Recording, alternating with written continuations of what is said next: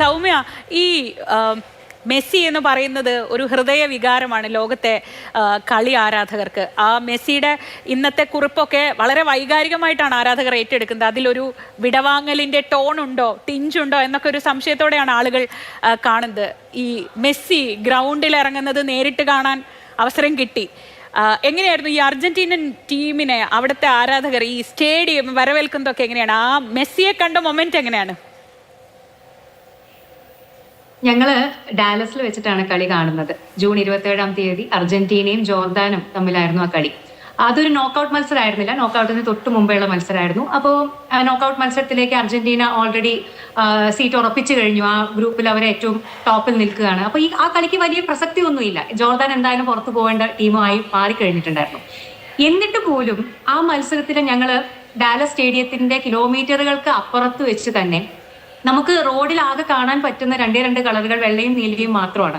അപ്പൊ ഈ രണ്ട് സൈഡിലും ആളുകൾ കിലോമീറ്റർ, അവിടെ വണ്ടിയൊന്നും പാർക്ക് ചെയ്യാനുള്ള ഒരു അവസ്ഥയുമില്ല സ്റ്റേഡിയത്തിന്റെ അടുത്തൊന്നും. അപ്പൊ എത്രയോ കിലോമീറ്ററുകൾ അപ്പുറത്ത് നിന്ന് തന്നെ ആളുകൾ നടക്കുകയാണ്. അപ്പോൾ എല്ലായിടത്തും ഈ വെള്ളയും നീലയും ഒരു തിരമാല പോലെ ഇങ്ങനെ പോകുന്ന ഒരു കാഴ്ചയാണ് നമ്മൾ കാണുന്നത്. അപ്പോൾ സ്റ്റേഡിയത്തിന്റെ അടുത്ത് എത്തും തോറും ആ സ്റ്റേഡിയത്തിന് ചുറ്റും നമുക്ക് 1 മണിക്കൂർ മുമ്പെയാണ് നമുക്ക് ഉള്ളിലേക്ക് കടത്തി വിടാൻ തുടങ്ങുന്നത്. പക്ഷെ പുറത്ത് അർജന്റീനക്കാരല്ല, അതായത് അർജന്റീനൻ രാജ്യക്കാരൊന്നുമല്ല. ഇപ്പൊ നമ്മളെ പോലെ പല രാജ്യങ്ങളിൽ നിന്ന് വന്ന അർജന്റീനയുടെ ആരാധകര് പുറത്ത് ചെറു സംഘങ്ങളായി കുറെ പേര് ഡ്രം അടിച്ച് പാട്ടുപാടി നൃത്തം വയ്ക്കുന്നു. അങ്ങനെ പല രീതിയിൽ പുറത്ത് അവരുടെ ആഘോഷം. മെസ്സി മാത്രമല്ല, അപ്പൊ മറഡോണ പോലെ അവരുടെ മുമ്പെയുള്ള എല്ലാ താരങ്ങളുടെ ബാനറോട് കൂടിയിട്ടുമാണ് അവരെല്ലാവരും പല രീതിയിൽ അവിടെ ഒരു പൂരപ്പറമ്പ് പോലെയായിരുന്നു ആ സ്റ്റേഡിയത്തിന് 4 പുറവും. അതുപോലെ നമ്മൾ ഉള്ളിലേക്ക് കിടക്കുമ്പോൾ നമ്മൾ ടിക്കറ്റ് ചെക്ക് ചെയ്യാനൊക്കെ നിൽക്കുന്ന അവിടെയെല്ലാം ഈ അർജന്റീനൻ ആരാധകർ അർജന്റീനയുടെ പാട്ടുകൾ പാടിയും അവരെ ചിയറപ്പ് ചെയ്തും നമ്മൾ അവിടെ എത്തുന്നത് വരെയും ഒരേ വൈബാണ്. പിന്നെ ഞാൻ ഇപ്പൊ ശ്രീജ പറഞ്ഞ പോലെ ഏറ്റവും കൂടുതൽ എന്താ പറയാ, നമ്മുടെ ചോര ത്രസിച്ച ഒരു സമയം എന്ന് പറയുന്നത് മെസ്സിയും ടീമും ആ 2 ടീമുകളും ഗ്രൗണ്ടിലേക്ക് വരുന്ന ആ ഒരു സമയമുണ്ടല്ലോ. അവരുടെ പതാകകൾ ആദ്യം കൊണ്ടുവന്ന് 2 സൈഡിലും ആ ഒരു ഗ്രൗണ്ടിന്റെ 50-50 ആയിട്ട് ആ പതാകകൾ ആളുകൾ കൊണ്ടുവരും.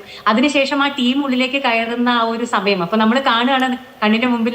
നമ്മൾ അത്രയും കാലം നമ്മുടെ ആരാധനയോടുകൂടി TV-യിൽ മാത്രം കണ്ടിരിക്കുന്ന മെസ്സിയും ആ ഒരു ടീമും അർജന്റീനൻ ടീമും നമ്മുടെ കൺമുമ്പിലൂടെ ഗ്രൗണ്ടിലേക്ക് നടന്നു വരുന്ന ആ ഒരു കാഴ്ച കാണുമ്പോൾ അതായിരുന്നു ഞങ്ങളെ സംബന്ധിച്ചിട്ട് എനിക്ക് തോന്നുന്ന ഏറ്റവും ത്രസിപ്പിച്ച ഒരു സമയം. പിന്നെ ആദ്യത്തെ ഒരു ഫസ്റ്റ് ഹാഫ് മെസ്സി കളിച്ചിട്ടുണ്ടായിരുന്നില്ല. പക്ഷെ നമുക്ക് ഉറപ്പായിരുന്നു എന്തായാലും സെക്കൻഡ് ഹാഫിൽ മെസ്സി എന്തായാലും ഇറങ്ങും എന്നുള്ളത്. പിന്നെ അടുത്തൊരു മൊമെന്റ് എന്ന് പറയുന്നത് മെസ്സി ആ സബ്സ്റ്റിറ്റ്യൂട്ട് ആയിട്ട് ഇറങ്ങിയ ആ ഒരു മൊമെന്റ് ആയിരുന്നു. 3-ാമത്തെ മൊമെന്റ് എന്ന് പറയുന്നത് മെസ്സി ഒരു ഗോൾ അടിക്കുന്നത് നേരിട്ട് കണ്ട, അതിന്റെ ഒരു സെലിബ്രേഷൻ, മെസ്സി സെലിബ്രേറ്റ് ചെയ്യുന്നത് നേരിട്ട് കണ്ട ആ ഒരു മൊമെന്റ് ആയിരുന്നു. അപ്പോൾ നമ്മൾ സെലിബ്രേറ്റ് ചെയ്യുന്നതിനേക്കാൾ അപ്പുറം നമുക്ക് ചുറ്റും ആ ഒരു സ്റ്റേഡിയത്തിൽ ഒരു സീറ്റ് പോലും ഇല്ല വേക്കന്റ് ആയിട്ട്. ആ സ്റ്റേഡിയം കംപ്ലീറ്റ്ലി ഫുള്ളാണ്.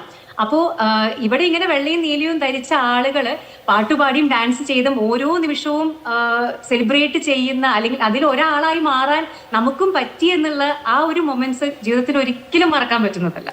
ശരി, കേൾക്കുമ്പോ തന്നെ ഒരു കുളിരൊക്കെ തോന്നുന്നല്ലേ? നമുക്കൊരു ഇടവേളയ്ക്ക് ശേഷം